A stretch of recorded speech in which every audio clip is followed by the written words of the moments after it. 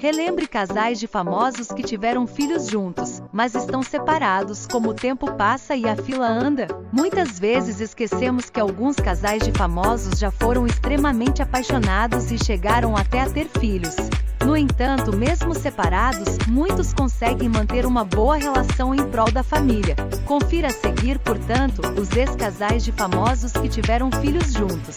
E já me conte aqui nos comentários, se você lembrava de todos eles, e qual você mais gostava.